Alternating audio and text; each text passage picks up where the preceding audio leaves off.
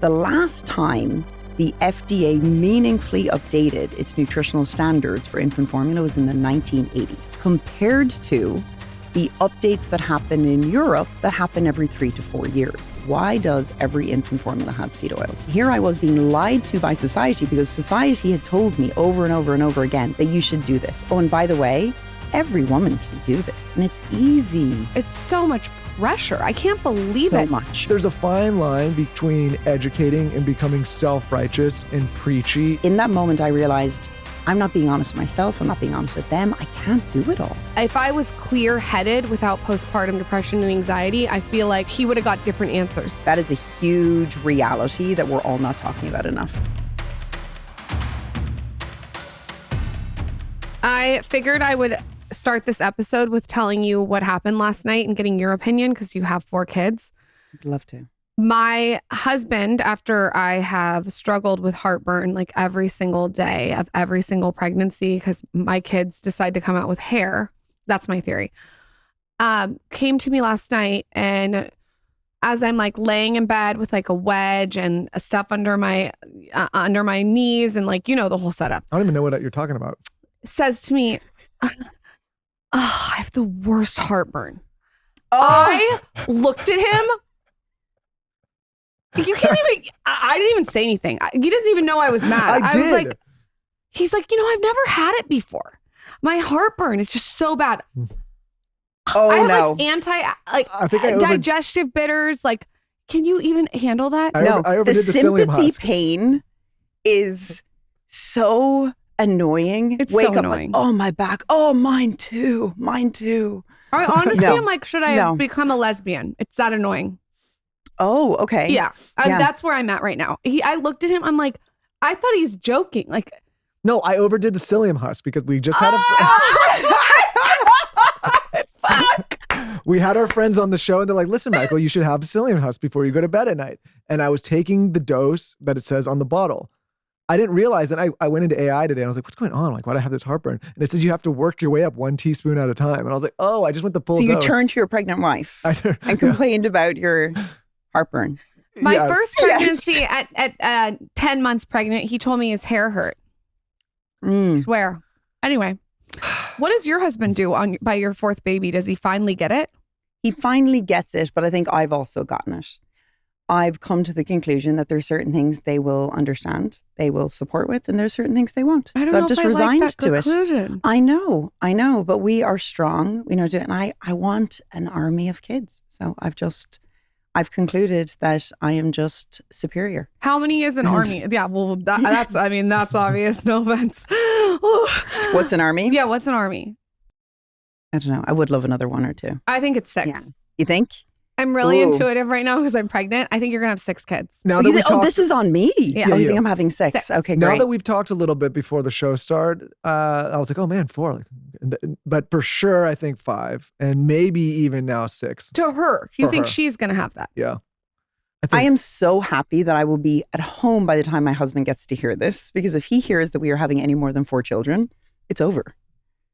I I don't mean, know. Don't they start to take care of each other? I mean, we were just talking about it. Yes, but they drown you or they drain your bank account. I mean, the cost of them is just obscene. Yeah, they do. Drain your bank Yeah. account. Well, it's a good thing you're going to build a multi-billion-dollar formula. Hey, You'll be hey. okay. I feel like you'll be okay, though. I think you'll be okay. I think you can have 6. If I'm really being intuitive, I feel like you can have 6. I know. I secretly really want a few more. Welcome to the show. Thank you. Give us a little bit of background on you pre-Bobbie. And I'm talking pre 7 years ago, before Oh. any preparations. What were you like? What was your life like? Okay. Originally from Ireland. So I grew up in the west coast of Ireland, eldest of 5 from an entrepreneurial family, always thought I would stay back home. And I got a job at Google out in America. And I thought, oh, that's so glamorous. I'm going to move to California and I'll be there for a year. And I did. And then I found myself there for 4 years. And then I moved to Airbnb, where I led host operations and hospitality. And 6 years into Airbnb, I met my husband.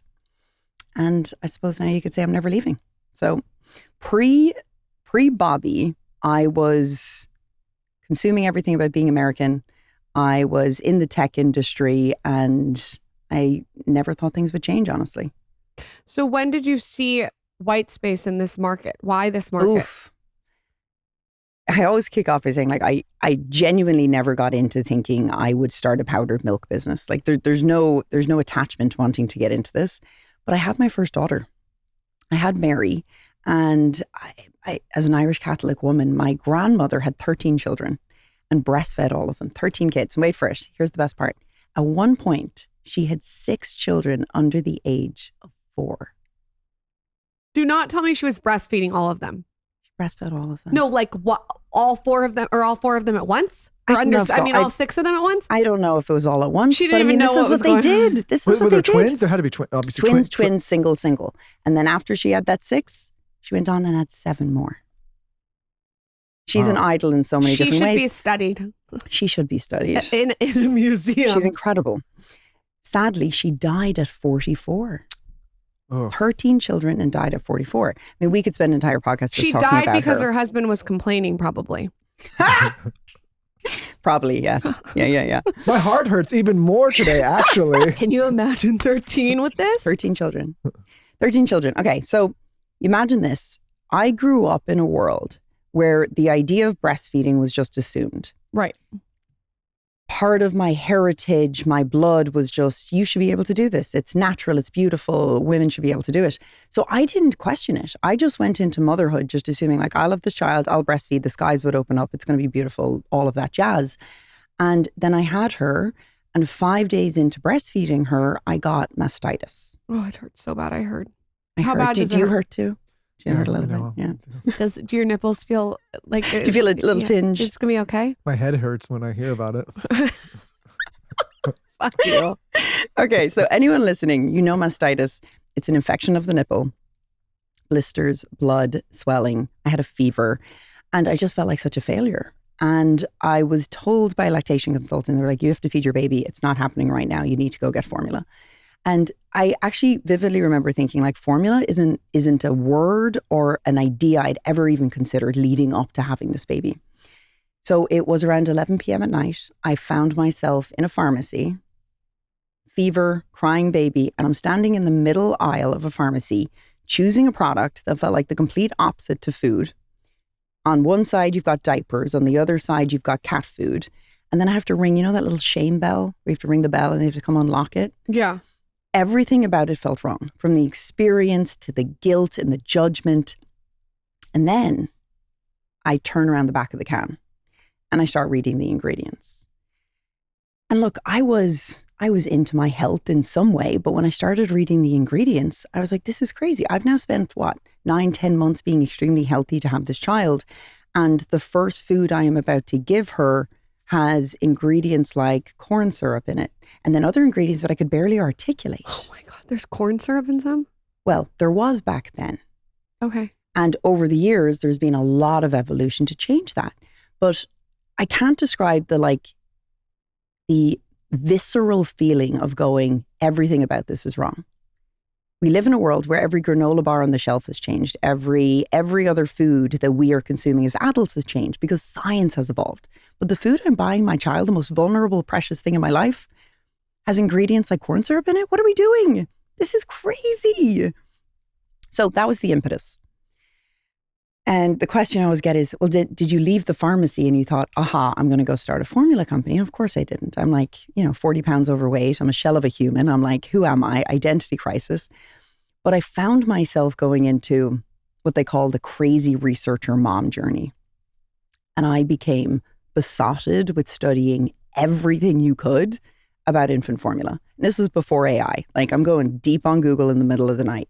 Why are they choosing certain ingredients? Why is it manufactured a certain way? Why does the US only have 2 companies, 2 formulas that feed over 90% of babies in this country?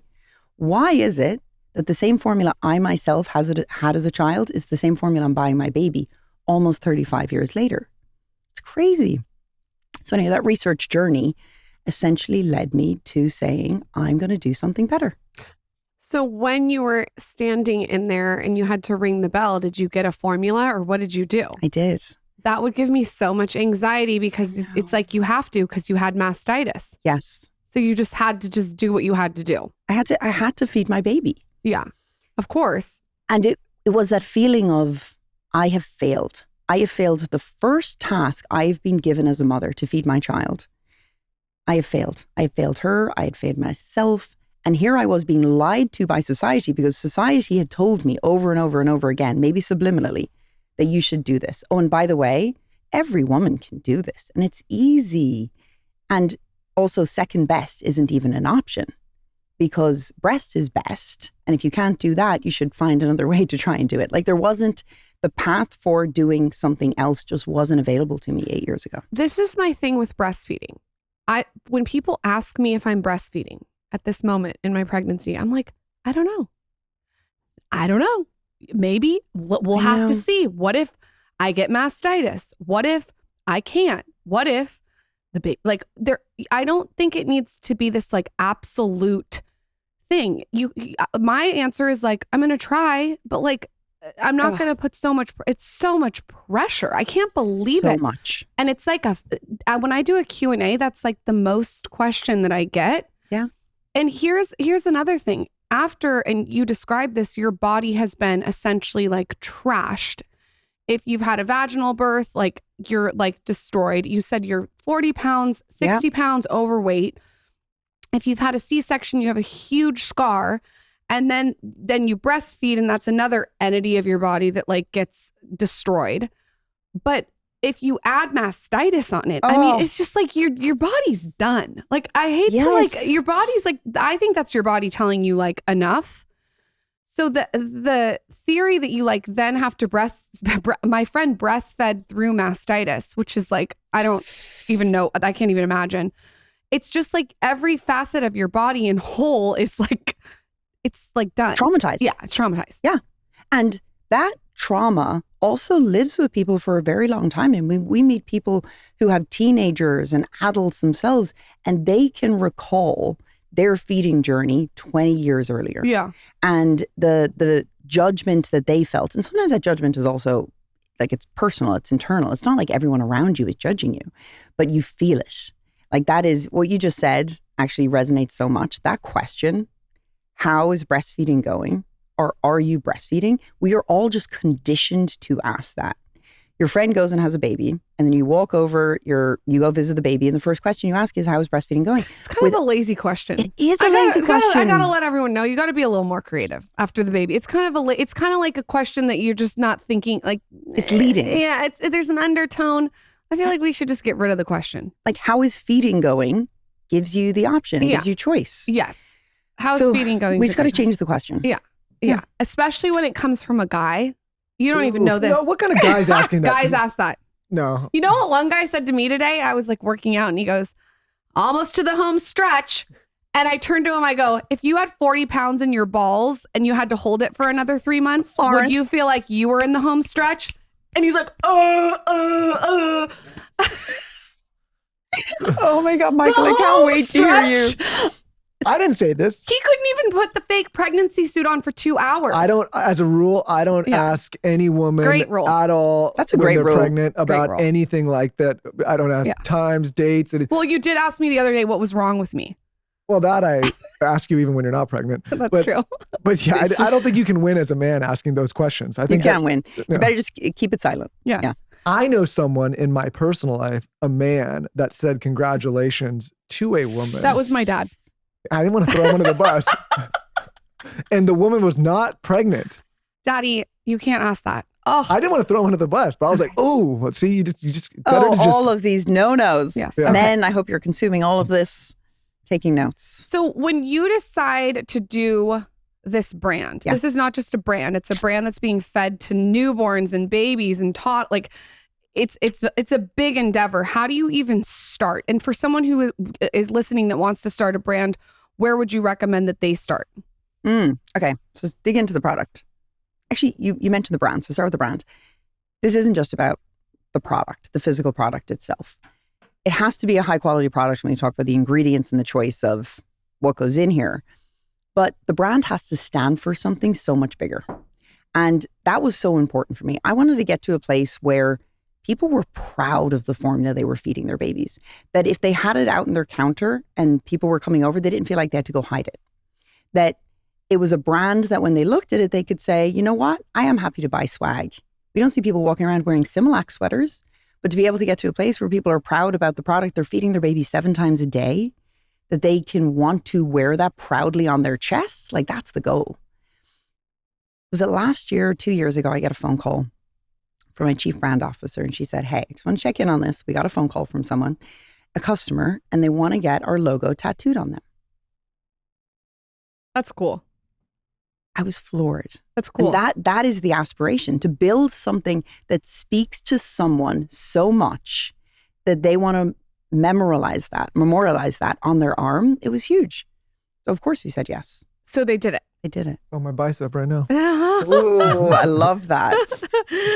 Just gotta keep it. So when you sought out to create this, what was like the 1, 2, 3 steps that you did? Are you like looking for manufacturer? Are you like, give us the micro level? So I turned my like crazy researcher mom journey into essentially the formulation. What is the list of ingredients and the recipe that we want to be able to create? And I wasn't a scientist, but the first thing I had to do was go find the 2 or 3 scientists to help make this vision come to life. And it started by putting together what we believed was the global standard recipe out there. Now, to take you back to like the controversy here in the US, the last time the FDA meaningfully updated its nutritional standards for infant formula was in the 1980s. Compared to the updates that happen in Europe that happen every 3 to 4 years. So I'm sitting here, well, first as a European mother, but I'm raising American kids. And I'm looking at this going, why is it that everyone is turning around to a black market and shipping in powdered milk across the ocean because they're not loving what they're finding on shelf here in the US? It's like, this is crazy. We should be able to create the global standard of infant formula here in the US, source locally in our backyard, and be able to produce really high quality infant formula here in the US. And it's, you know what the hard thing about all of this is? It's actually not rocket science. It's not rocket science at all. I mean, this is food science, if you really think about it. So we set out to say, what is the global standard? And then we sourced for almost 2 years the highest quality ingredients that we could find. Do you like have 10 babies lined up and you do a taste test to make sure they like it? How do you study this? Absolutely. Okay. So they call it sensory analysis. And the sensory analysis is making sure that they could, when they taste it, they can keep it down, that the smell doesn't have them gag, essentially. Okay. That the texture of it looks good. So you start with just a group of scientists and you do a sensory analysis, and then you do small taste testing. And this one, the baby was loving. Yeah. Now, to be fair, infant formula has to mimic breast milk, and all infant formula in many ways has very, very similar outcomes. But certain ingredients can have different textures to it, different smells to it. Does it taste metallic-y because there's too much iron? Does it taste too fishy because there's too much DHA? So yeah, you're basically testing all these different ingredients to make sure it goes down. I have to admit, later you guys are going to taste some. I think she tastes pretty freaking fabulous. Oh my God. Like, are you drinking it in your cereal? No. Okay. No, I'm not. I'm not going that far. Okay. But as far as what about formula a hot goes, chocolate? actually, yes, hot chocolate. Oh, you'll have it in hot chocolate. I mean, it is full of vitamins and minerals. It's pretty great. So here, which kids out of your 4 got to test this out? Okay, so I say my first child really inspired the idea of doing it, but she was raised on formula I was importing. She was raised on Similac. She was raised on all different types of formulas. That while I was going on that journey, I was trying to find which one I really loved. The next kid motivated it, Colin, and he got to do all of the taste testing. And then my third kid was fully on it because it already had gotten the FDA approval. What would you want to tell a mother who's listening about Similac and Infamil? Tell us like the heated topic. Okay, so, and I really mean this might sound controversial as the CEO of a particular formula company, but this is a really, really important point. Put your mom hat on. Forget about that. Because I know you've studied it. Yeah. I don't believe any formula is bad. Okay. And I really, really mean that. I don't think every formula is treated equal. But we cannot, and I really fundamentally believe this, when it comes to how you feed your baby, you are going to have certain access and affordability. And at the end of the day, every formula is designed to be able to mimic breast milk. Now, that doesn't make them all equal, but there is no such thing as a bad formula. Okay, let's say that there's a mom, though, that wants to maybe like wake up to the ingredients of these. What are besides corn syrup, what are the things they need to look at? Let's get into a heated ingredient, seed oils. I feel like seed oils is one of the most controversial things right now. Seed oils, and this is like busting the myth on seed oils for a second. Seed oils was partly one of the reasons that I started digging into this, going like, why does every infant formula have seed oils? And not just every infant formula here in the US, every infant formula globally, even all of the EU formulas. And sometimes there's belief that actually there is some without it. All of them have seed oils. Okay, so it's really important to understand why. Why are we choosing to put seed oils in? Seed oils actually provide the same fatty acid profile that matches that of breast milk. And it's very hard to find and be able to mimic that fatty acid profile with a mix of anything else. Olive oil wouldn't work? No. Oh, I've looked at avocado oil, it doesn't coconut work. oil, olive oil, mixing them all, doesn't work. The fatty acid profile that you need to get to mimic breast milk has to come from a mix of seed oils. Now, do I think that there's going to be future science and innovation and an ability to be able to put different oils together, get them approved, do stability tests? Yes. But today, we haven't gotten there yet. But the reason why I wanted to highlight this and how important it is because there is a lot of controversy around seed oils, but yet a baby's caloric intake, 50% of a baby's caloric intake has to come from fat. And that is double the amount of caloric intake that has to come from an adult's fat. Double. And not just because we love chunky babies. I mean, people often go, okay, it's just for chunky. It's not just for chunky babies. It's for their cognitive development. It's for their visual foundation. It's for overall health. It is essentially the foundation of a child. So I'm underscoring this actually pretty heavily because without having that fatty acid profile, you are not giving your baby what's needed. Unless they're getting breast milk. So you're saying this is the from a formula perspective, this is the only way to mimic that profile is with these ingredients, at least for now. Yeah, but you asked the question, what do they need to know about Similac versus other formulas? So this is the interesting part of this.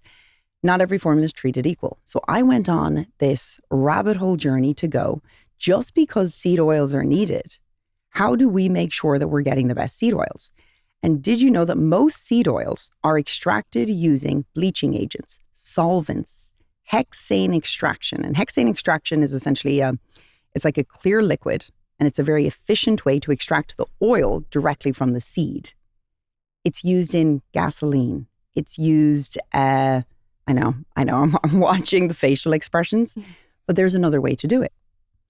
There is a way to extract it in an expeller pressed way. And that expeller pressed way doesn't use bleaching agents or solvents, but it is more expensive and it takes a longer time. So because it's more inefficient, most companies are not turning to finding the efficient oil to use in their processed foods. When it comes to baby food, when it comes to making infant formula, it wasn't even a question for me. So we get expeller pressed seed oils. So you can't get around the seed oil if you're going to do a formula. Exactly. At this moment. Today. Out of all your research, what's the craziest thing that you have discovered? I think the craziest thing is the fact that when you turn around to the back of the can, and most formulas, they'll look like they have all of the same ingredients. But what I'm realizing is how they are processed, extracted, even down to organic farming practices, or the different levels they used. Every single infant formula is different that way. I'll use like DHA as a great example. Infant formula companies will have that they have DHA on it. But there's a big difference between having 2 milligrams of DHA versus the EU minimum levels of 20. Very different. But you're able to put label that you have it on there if you have 2 versus 20. So you can use There's no labeling requirements. So because there is no labeling requirements to the exact levels of certain things, and even down to the production of them, and we put a lot of work into the sourcing of ingredients, how they are produced, extracted, visiting each of the suppliers, and even down to owning every part of the supply chain and manufacturing piece of it. The thing that I've now gotten to understand is not every company's doing that. They're looking at the can going, it's the same thing to every other person who's reading this, why would we take 10 extra steps when you don't even need to label it? Are people nervous that you're disrupting this industry? I hope so. Do you feel it? Can you feel it yet? Because you will, I feel like. Well, I think competition overall, and you see it everywhere, what we have noticed is in the last 8 years, I picked up a can of formula to feed my daughter 8 years ago, and the first ingredient was corn syrup. It's actually very hard to find an infant formula today on shelf that actually uses corn syrup. So you introduce a disruptive brand or you see competition entering, and what we're noticing is those big players today are now realizing that the competition will overtake them if they also don't catch up. So yeah, I sort of hope there's a little bit of competition. Well, what's interesting is we're seeing like big brands like Kraft or General Mills buy smaller brands that have great ingredients. And I notice whenever these brands sell, everyone online's like, oh, they're going to sell out. They sold out. But actually what I found off air is that the General Mills and the Kraft are keeping the ingredients and the integrity of the ingredients. They want to reach a new customer. Yeah, they want to reach the new customer, which I think is great. Yes. Thank God. And then fast forward when our kids are sitting here, hopefully we've seen an entire industry evolve. And to be fair, the things that we believe are good today are going to be controversial in the future. And you see that kind of like history repeating itself, something that maybe was seen as a gold standard for something, science evolves to a place where people begin to question it. As you've launched this brand, what have been some pain points for you? Because I know it's not easy what you're doing. It's not easy to scale. What are some challenges that you've had? Oof, where do we want to go with this? I feel like we have lived a heroine journey every year. What's a heroine journey? The heroine journey, not the hero journey. We are a group of women and moms. I mean, the fight is always on. Okay, do you remember, when was it? 2022, the infant formula shortage.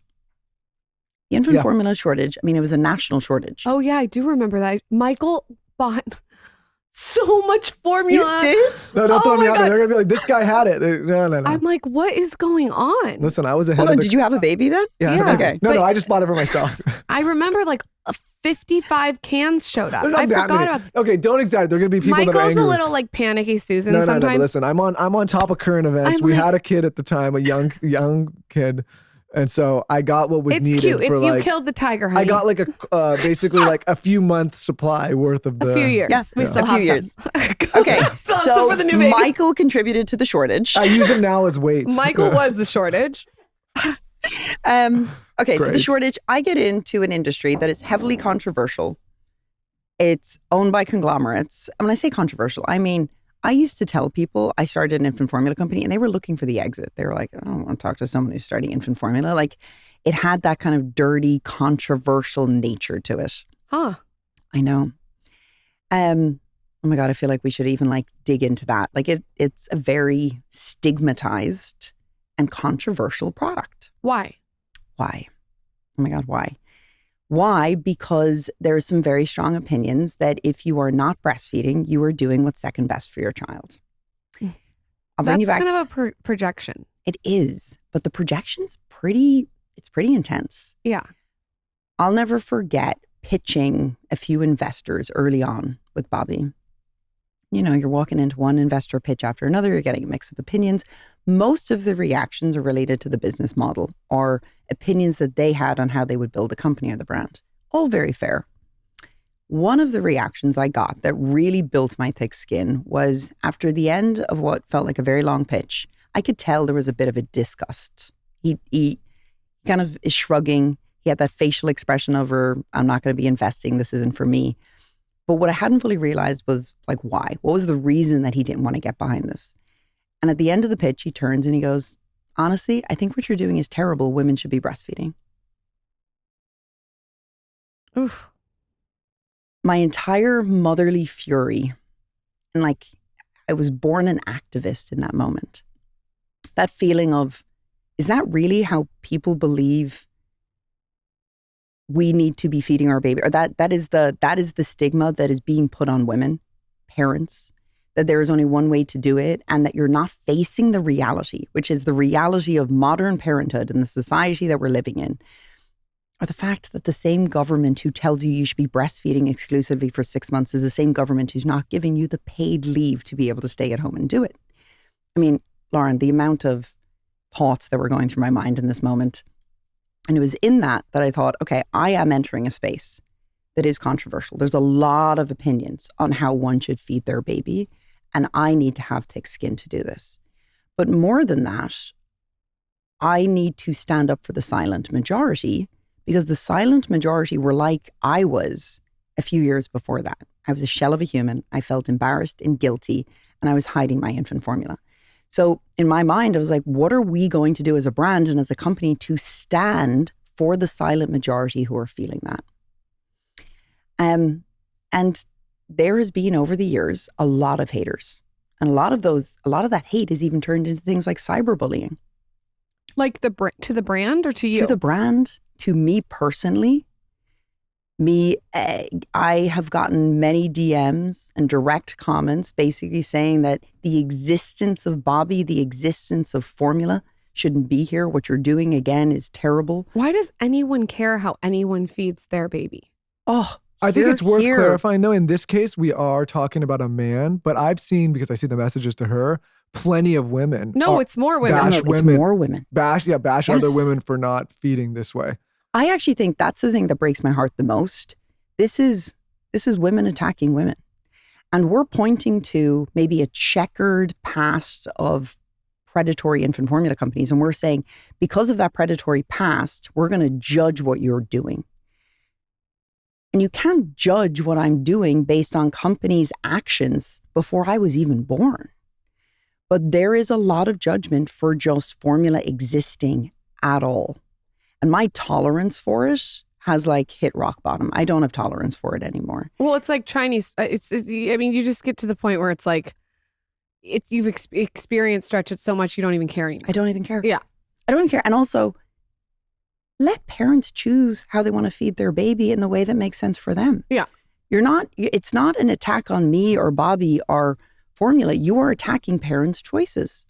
So we have to put an end to it. The feeding wars have to stop. And I very strongly believe that if we were able to find more of a bridge, because to speak kindly of those that are frustrated that formulas exist, I believe it's coming from a place of wanting more lactation support, more government support. What are we doing to support parents in general? I also agree with that. There should be more of that. But we can't be so reductionist to assume that just because we need more lactation support means the formula shouldn't exist. They have to coexist. I also think if a mother has a baby and she just decides she doesn't want to breastfeed, that's her prerogative. Maybe there's no reason. Maybe she just doesn't want to. There's also just assholes that like to stand on a perch and be self-righteous and act like they're doing something better because they don't feel as great about their life as they should. Mic drop. Well, I'm just being, yes. It's like, people, it drives me nuts when people use a way of their living or their life to shame somebody else's way of life. It's like people are doing the best, and especially when it comes to the health conversation, because this topic comes up on the show all the time. The reason we do the show is, you wouldn't be surprised because it's your world. A lot of people just don't have this information. I'll take my parents, for example. They're from a different generation. They grew up in a time when a lot of these foods and ingredients presented themselves for the first time. They didn't know that it was even wrong for you. And so now I'll still have to sit with them and say hey, you should maybe switch these ingredients or these cleaning supplies or look at these options.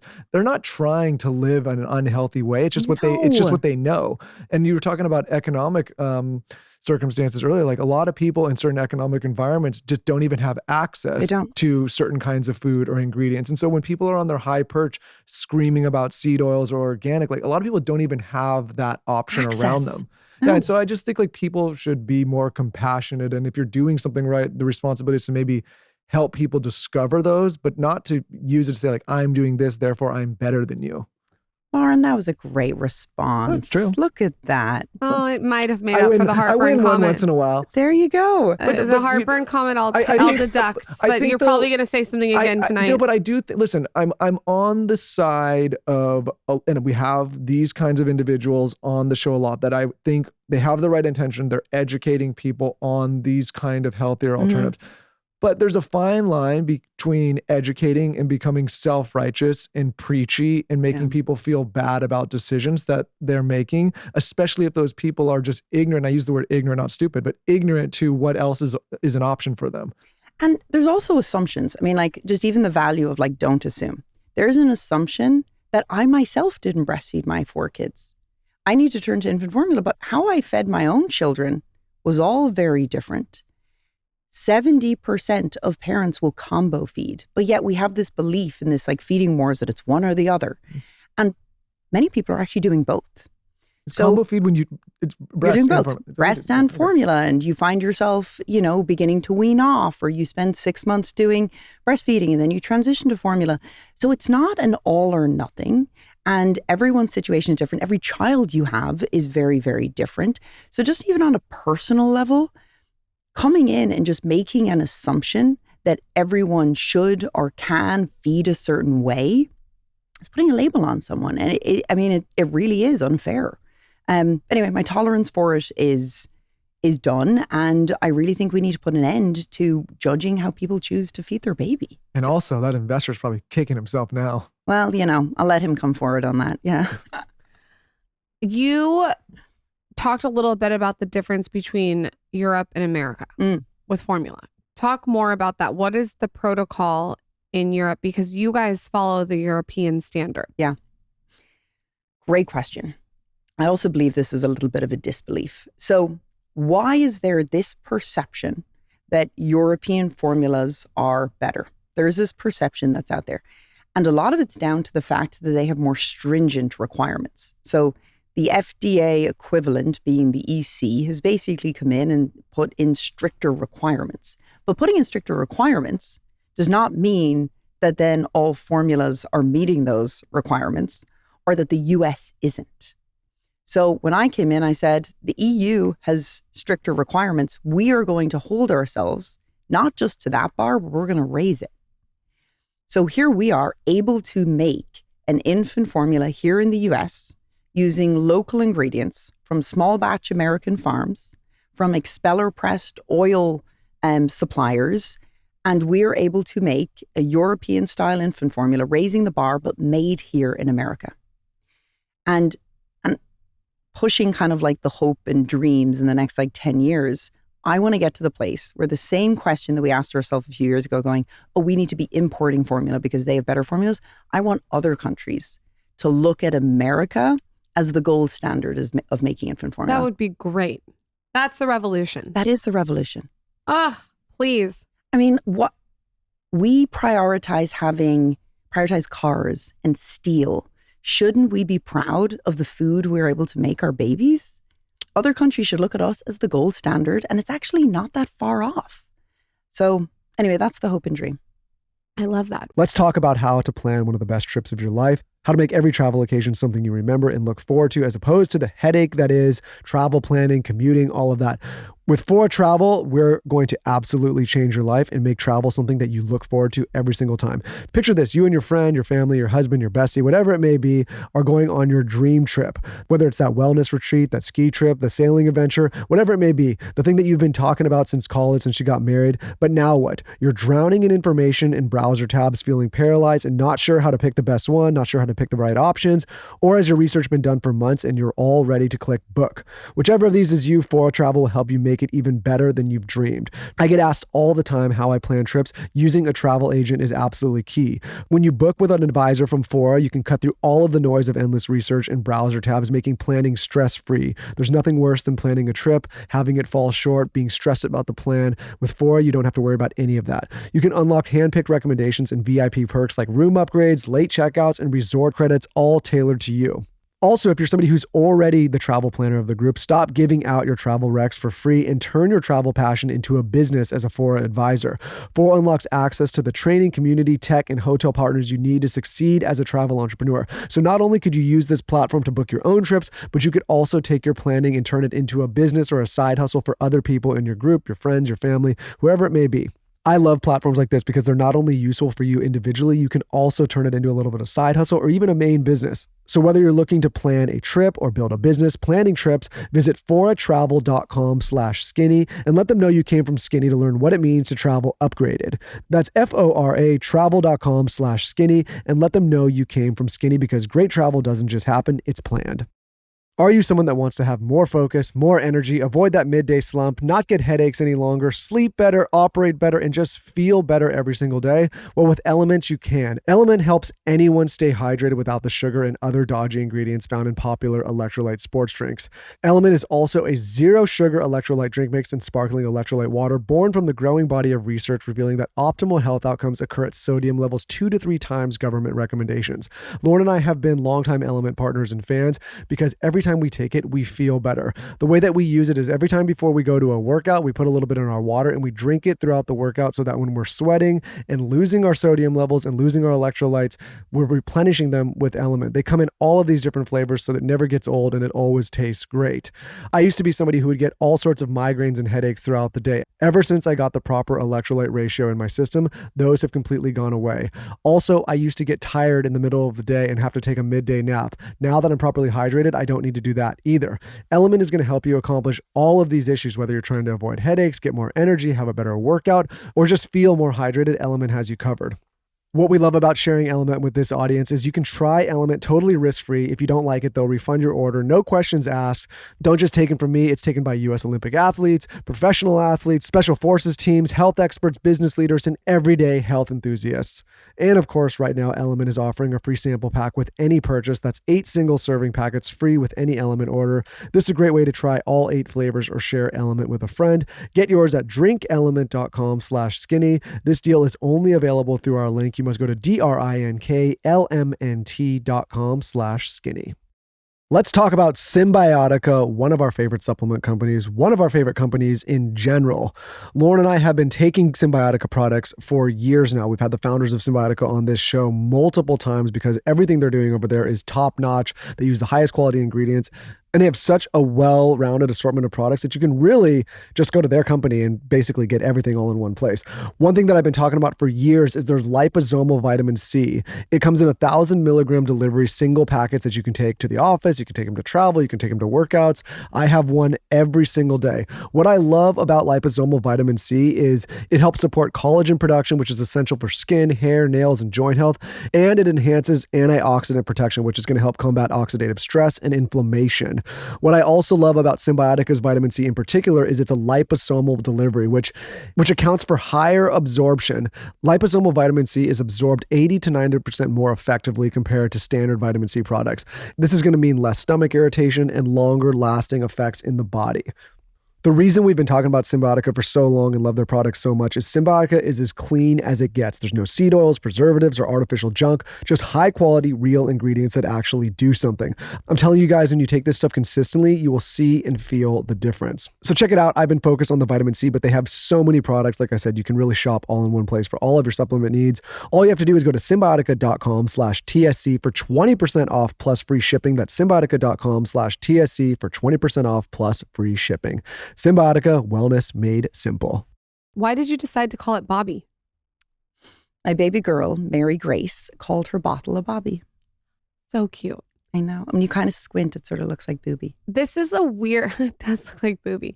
This is a weird question, but you're the perfect person to ask. When you buy a bottle, what do you look for? And my requirement is I look for glass and I look for the bottle top to not have BPA in it, but I'm sure there's more things to look for because you're heating it up. And so you don't want that to like melt into the formula. Well, you don't always have to heat it up either. I don't heat it up. Oh. Am I supposed to be heating it up?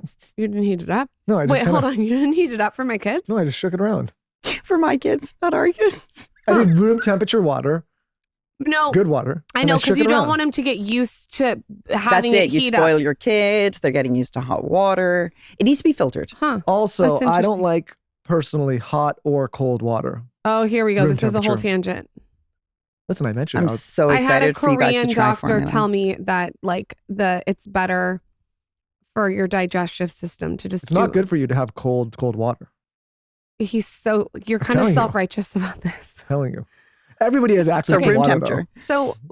So tell us what bottle that you recommend and what water you recommend. Filtered water. I mean, it needs to be clean water. Okay. And everyone has different preferences, whether it's hot or cold. I actually had a hot bottle for one of my kids and I couldn't get off it then.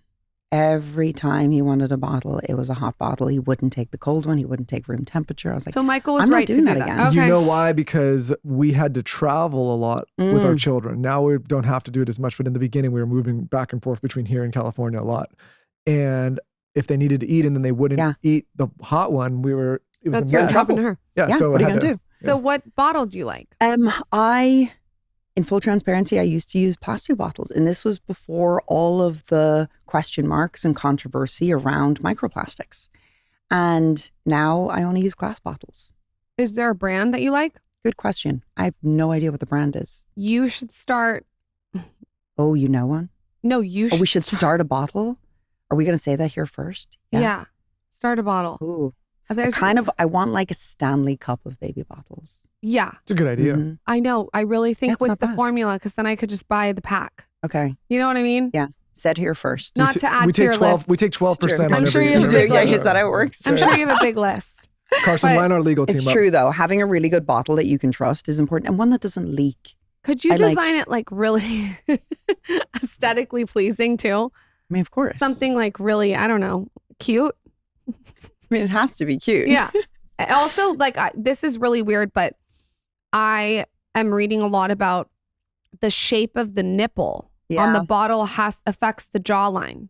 Oh, interesting. And I don't mean just like the jawline. I mean mouth breathing versus nose breathing. Because I'm a big mouth taping person. I've really dove into the benefits of nasal breathing. And I heard that the bottle top affects if they're nose breathers or mouth breathers. Like it contributes to it. Okay, in the same way that we pull in a load of babies and parents to be part of that like sensory analysis, I think this future baby of yours needs to be part of our bottle testing.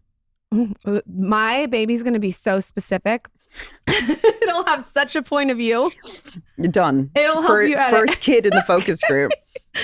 But it's true. I mean, the nipple sizes, and then there's also, you know, people who are combo feeding that are moving between breastfeeding and bottle feeding. They also don't want to have a harsh switch between the nipples. And then sometimes the baby doesn't take the bottle. So we often hear from people that are like, I tried to transition, but the baby was so used to the breast that they won't transition to the bottle. So what do they do? I don't know. Yeah, what are you supposed to do if they don't? You just got to keep trying different nipple sizes and So keep just changing keep trying bottles. different bottles. Do you have, after all your experience with 4 children, tips for moms besides hang on tight? I was going to say, just take a deep breath and get through it. And again, I know that sounds like just very basic advice, but it is all so different. It is all so overwhelming. I always say, like, women truly can do anything, but when you have a lot of kids, you realize you can't do everything. And you just have to accept that, like, every day will come one by one, and that's okay. And it is chaos. It's a zoo. I've embraced it. I freaking love it. I love all of it. But trying to create an infrastructure and a routine and hold yourself to it all the time it's just a false narrative. How do you do it with, you said you have a 1-year-old? I have a 1-year-old. What is your, do you have like your calls on one day? I'm just wondering from, what do you do? No, I'm This is I'm not in a joke deep. what you're building. I know, I'm in deep. I sort of see that this season of life that I'm in right now is like full building. I'm building my company. I'm building my family. I'm going all in. My bank account is drained because my social life doesn't exist. All of these things I've just kind of put down as in, I am in a season of life, in a decade of life, that it's about my company and making babies. How do your That's the friends season deal I'm with in. that? That's Are your friends happy with that? The real I ones love are. my friends. I love my friends. And I'm sorry. I'm here to say I am sorry. I'm sorry for not responding to that text, for not being on that last trip. It's hard. It's really hard. Yeah. You know, though, I think that's the healthiest way, at least personal opinion, to look at it, because I think the ones that get in the most trouble is when they don't recognize that seasonality and they think they can still do all, like they can have the social life and be the mom and be the company. I look at it the same way. It's like we're similar stages. Like we have young kids, we're building these companies. My social life is absolutely shit right now. I apologize to my friends. I'm not getting the invite to certain things, but I think you're in bed at 7:30 telling I'm you done. about your heartburn. Because I can only do, Yes. I think if I was trying to hang on to all those things, I think that's where you get in trouble. You do. I have a beautiful group of girlfriends, and there was a trip planned. This was last year sometime. And I kept getting the messages and the calls being like, you really need this trip. Like, you really need to go on this. And I called 2 or 3 days before and I planned to go, and it took a lot of work to plan to go. And then on that Friday, after a long week of work, not having really seen my kids at all during the week, I called them. I said, you know what I really need? I just need to be on the couch with my kids this weekend. Did they understand? They totally understood. But in that moment, I realized I'm not being honest with myself. I'm not being honest with them. I can't do it all. And I've just come to the conclusion. I'm building my company and I'm building my family, and that's my priority. Your friends that will understand. Like They those do. low maintenance friends, those are the ones. They're the best. They're the best, and I'll have them for life. And when we hang out, once a year or every few years, it will just be like it always was. So I agree with you. I think like accepting the season of life that you're in and just going on it, not trying to do everything. Now, that doesn't take away the guilt and the pressure and the trade-offs that are given to you. How do you deal with the guilt of having 4 kids and running a company like this? It's not easy. It's not easy. I was at a board meeting in San Francisco a few months ago, and I was FaceTiming my daughter via our nanny's phone. And my daughter was like, "Where are you, Mom? You haven't been here in a few days." And I was like, "Mary, I'm at work. I'm traveling right now. And you know what I do? I feed babies." And she took a big sigh and she goes, "But Mom, we're your babies. Come home and feed us." Oh, it's so... That's a punch in the... I feel like they went to manipulation school or something. Oh, she's that so is smart. so good. So good. And I'm like on my way to a board meeting, trying to prep, get in the mode, listening to Irish punk music, getting ready. And now I'm like riddled with this guilt that I should be home cooking a warm meal for my children, going, I can't do this. I can't do it all. But now I'm walking into this with such guilt because we're all human. We're all parents. We're all trying to figure it out and do what's best. But here's what's so beautiful, you guys. I go home and I have all the guilt, and it was quite late at night, and I walk into my daughter who's already asleep. I go in and I said to her, I was like, "I'm so sorry I wasn't here. I will cook for you this weekend." And she turned, she goes, "Mom, all of those babies are so lucky to have you. It's okay." Oh. And that acceptance and that maturity and that, I mean, truly all I needed was that acknowledgement 8. Oh. The acknowledgement that she knew what I was doing was important, and that I know one day, even though in this moment, all of the guilt is there. So hard. I know. It is so hard. I had Bethany Frankel tell me the best advice on this podcast. She said she is really, really present when she's in her business. Yeah. And then she's really, really present as a parent. And that sounds so easy, but sometimes you aren't present as a parent. Sometimes, you're on your phone, or the other day I was on a conference call and my kids wanted to play. Like, you're not in it. And she said she picks and chooses. She doesn't try to do both. And I thought that was pretty good advice. Compartmentalizing is one of the most important things you can do. Yeah. And I grew up recognizing my dad come back from a very long day of work, and his ability to switch off and leave work in the office and be fully present with us as kids. Like, I remember that to this day. It's a real So sign of important. maturity Mm-hmm. to be able to leave it. Ed Milet told us that too when he came on the podcast. Ed Milet he's like such a successful business person. And he said, when he walks through that door, he takes a breath and he puts his phone down and he's engaged. Hear, hear. He didn't always used to do that though. I think he did it like before his kids were like 11. And he said his kids noticed he was distracted. Well, it's funny, I'm a big history buff, and I told this to Bethany Frankel too, but I'll tell it to you as well, just because you brought up compartmentalizing. They say the reason Napoleon was so successful and so powerful is he had the ability to, he described it as putting things away in a drawer in his head. And he could basically take things out and put them away. So he could be on a battlefield and fully focus on that, and then go back and govern, and then go back and be, in social life. And there was no crossover. That's how he was able to get so much done in such a short period of time.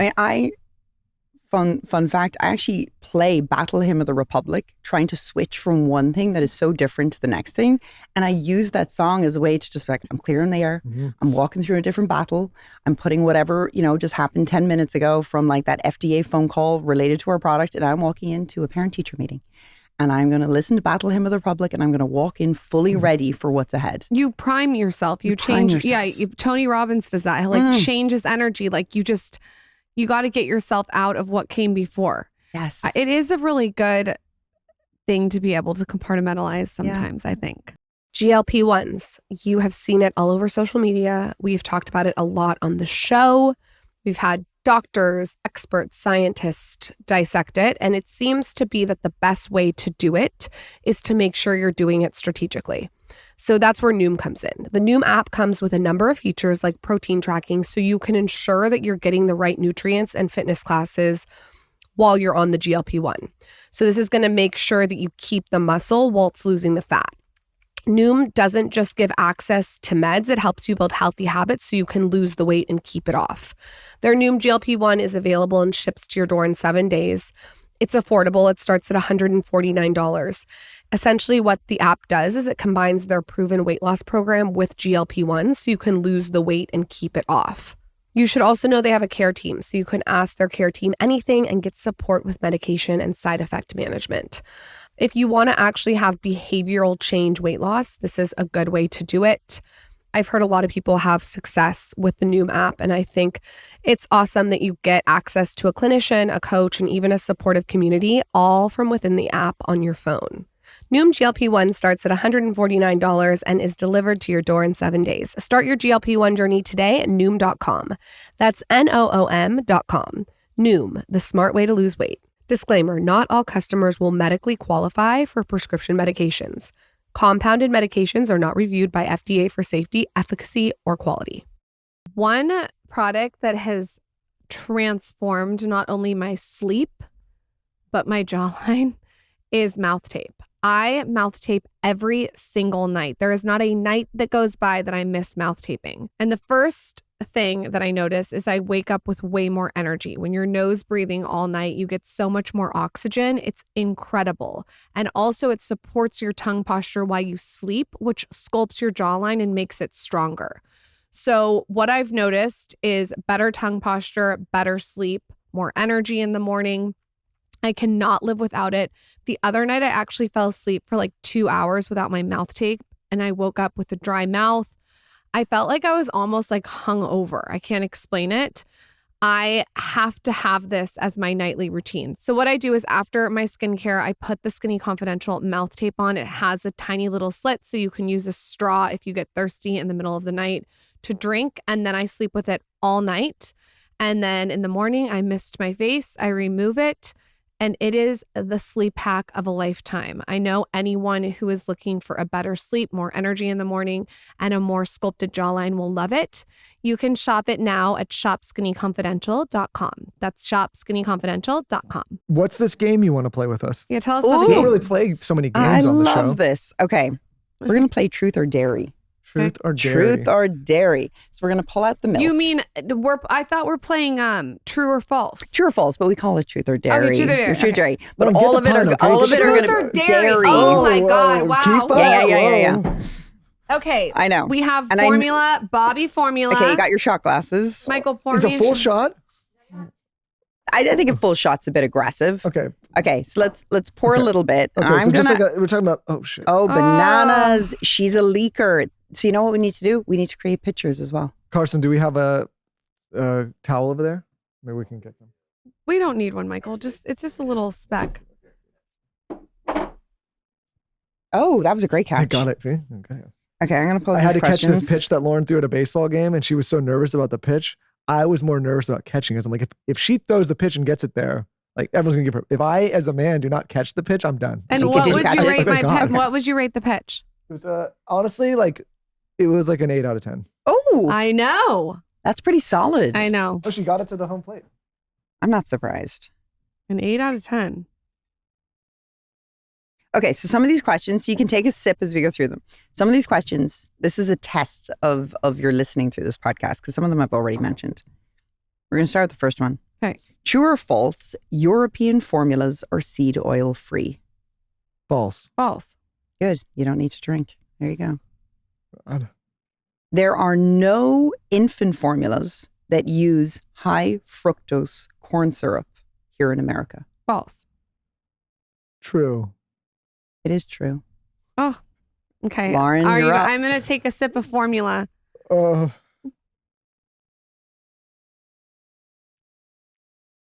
It's had- not bad at all. I've had breast milk before. See? How does she smell? Give her a sniff. I don't know why I threw that fact in there. It does. It kind of tastes like breast milk. Here, here. Yeah. A lot of work went into that. Okay. But it was weird because my friend gave me his wife's breast milk, which then we got caught later on, and I felt like that was inappropriate. I don't like drink your friend's wife's, even though the husband gave it to me. It's not the confession. Wow, that is definitely a confession that just went down there. Yeah. Well, but I felt like it was okay because the husband gave us, it was 3 of us. We tried it and we were like, okay, this is pretty good. Did you know this? Yeah. Oh, wow. I don't care. Drink. You want to drink breast milk? You go. I didn't want you do to. you. It was a dare. I'm too tired. Too tired. Anyways. So, okay, here we go. One of the biggest reasons babies can't tolerate infant formula is because they're lactose intolerant. Oh, I don't know about that. Oh my God. I'm going to say false. True. False. Oh, You're up, Michael. Don't get a milk mustache. That's not that bad. It's pretty good. Oh, kinda you sweet. guys, you can put this in your coffee later. So actually, the answer to this is one of the biggest reasons that babies can't tolerate infant formula is because of the protein, the cow's milk protein. It's not because of It's lactose too much intolerance. protein, or it's just the animal It's just protein? it's hard to digest the animal protein. This is why a good infant formula will hydrolyze their protein. And makes you're it- supposed to switch off formula a year after Yes, when the baby's 12 months, you can move to full milk. cow's milk. Okay. Carson, have a Okay. picture. Have a fill your glass up. Carson, I saved you some. Okay, this is a good one. There has never been a breastfeeding woman on a billboard in Times Square. I'm going to say false because you guys did it. Yes. I knew that. See, I knew You that. did know Mhm. that. But yeah. were you the first to do that? We were the first to do that. That's cool. Fun story was Molly Baz, who is a combo feeder using Bobbie. We were going to go put her on a billboard, and when we realized she was combo feeding, we're like, well, she should be breastfeeding her child as well. Do you want me to breastfeed Michael on a billboard for you guys? Sold. Look at all these things we're getting done. We're making bottles. So many ideas. Pictures. My rate for that is astronomical. Okay, we're going to do one more. Here we go. Which one? Oh. True or false? Hailey Bieber uses Bobbie. I'm going to say that's true because I don't feel like you would True. say that if it wasn't true. True. I have no idea, but if she's listening to this. Well, then we can't drink or nothing. I mean, we don't know. Oh, you want one to drink more? What if she, formula, pregnant, it's a little, I have a lot of aversion. I love this. Okay, we're going to give you one to see if you can drink one more. Well, when Haley tunes in, we'll get What the if answer. Haley Yes, does exactly. feed Bobbie Well, maybe she can give us a call. on We don't Times know. Square? Hey, we're now just planning the billboards together. Yeah. Yeah, we could do that. And if she doesn't work out, then I'll be on the board. You know, if it's, you just say you have her, or if not, then I'm available. Lauren, do you approve to this? I think that you're going to be in a heartburn commercial. That's your next endeavor. Well, I mean, like I'm a close. Like if it's like if you were gonna if you were gonna weigh which campaign, like I'm maybe close. You know, it doesn't. Yeah, work that out is with her. close. Yeah. Okay, last one, guys. Half of moms have lied to their pediatrician about how they're feeding their baby. I bet that's true. True. That is true. That is fucked. They have to lie. Lied. I know. But that's because I think, my opinion, that there is an undertone sometimes Mm. in the medical industry. Even when I had my first baby, when you have the baby, there's even this energy at the hospital. I don't even know what it is. It's an energy. It is an energy. We need to change the energy. I mean, we talked about this at the top. That question, how is breastfeeding going? Most pediatricians, when you go in for that checkup, it's every month or every 3 months or whatever it is. It's all the time, basically, when you have a baby. And they walk in and they go through your questions. How are you feeling? Are you sleeping? And one of the questions is, how is breastfeeding going? I know that question. You're about to go through it again. Yeah. So I actually think we need to have a bigger push to say, how do we get all pediatricians to change the question from how is breastfeeding going to how is feeding going? I hope then that we've changed the energy of the pediatrician we have for this baby, though. Well, let's be honest, There's second- different kinds of pediatricians. Second, third, fourth, the appointments so, too. get You know what I mean? The appointments Yeah. get a little bit less. I'm like, oh, he's fine. You know. Do you still go to all the pediatricians? No, You absolutely don't? not. No. No. Oh, like he'll go with me if we have an appointment. Oh, do I go with her? Oh, no, yes. no. Yeah. You've gone You do? to, Oh, hold I'm on. saying I just don't go to a lot of You the have appointments gone like to at all. every Oh. single appointment that I have ever had with the Oh, that's children. good. I've never He's missed an appointment. very hands-on. I do want to say that. No one knows that about you. He's very hands-on as a father. He said every single appointment I've ever had, which that's not. Well, I mean, listen, my partners may not like to hear this, but like to me, like my family is my number one priority. The Hear, business hear. can wait. And I figure like I'll figure this stuff like out. amazing at that. But Well, how often do we go to a pediatrician? Not that I often. thought you were asking, do I show up to the pediatrician? I'm like, no, well, because you said every 3 months. And I said, well, No, after we don't do by that. second or third, you're like, well, I don't, she's probably, or he's probably fine. Like we wait 6 months for the next one. You know what I But mean? if there is an appointment, you're there. Yes. Yes. But the first one, you're like rigid on. You show up Oh, to they all everything. are. You can always tell the energy of new parents with their first kid Mhm. at the pediatrician's Let office. me tell you It's about very this different. guy's energy with the first. I was like, it was saber-toothed tiger. That's what I call it. It's called MUS, made up stress. But I think, okay, and this is the last. There was a saber-toothed tiger This is around the every last corner. thing I will say before you go. I've said a lot. Mhm. In the beginning, and I think this is especially important for new parents, you're so nervous and scared in the beginning that you're susceptible to you don't know what to do. And so you feel even worse. Like, should I be breastfeeding? Should I be this? Should I take this medicine? Should I? And like, you're able to be persuaded more, and also some of that outside pressure gets you more. This time, like when in the beginning, when parents would tell me or Lauren what to do, you're now I'm like, okay, like you can block it out a you little don't bit care more, by the third. you know? You're like, you know what? I'm going to do what works for Well, me. I guess like You're smiling. The You're like, shaming I got or the this. pressure just doesn't get to you the same way the second, third time around because you've experienced. But in the beginning, you're so susceptible to that I pressure know. from pediatricians or from outside Yeah. people or social media. Just, I This is- also think there's a little bit of a takey advantage vibe of moms when they're postpartum. Yeah. And bring the baby in sometimes to certain pediatricians. Like, not all of them. I'm just talking about my one experience that I had where like I was really postpartum depression and anxiety. And I feel like that was used to get done what he needed to get done. Like, whether his motive was like for me to breastfeed or like there was like, if I was clear-headed without postpartum depression and anxiety, I feel like he would have got different answers. Do you know what I'm saying? 100%.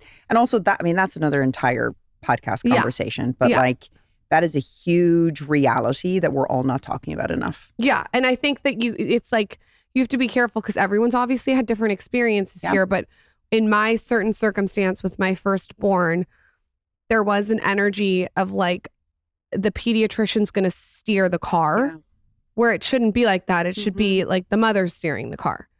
Ooh. You know what I'm talking about? I'm trying to kind of give everyone something without saying. My baby, my choice. Yeah, like, now let me take the wheel. I'm like, nope, I'm going to do this the way that I feel like we should do it for my child. And that's that. Oh, I'm so excited for you guys.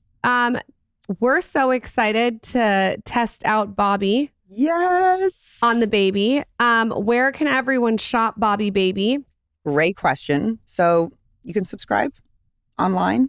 We have a program where basically we promise that if, God forbid, there's ever another infant formula shortage and you sign up, we will guarantee that you never run out. Wow.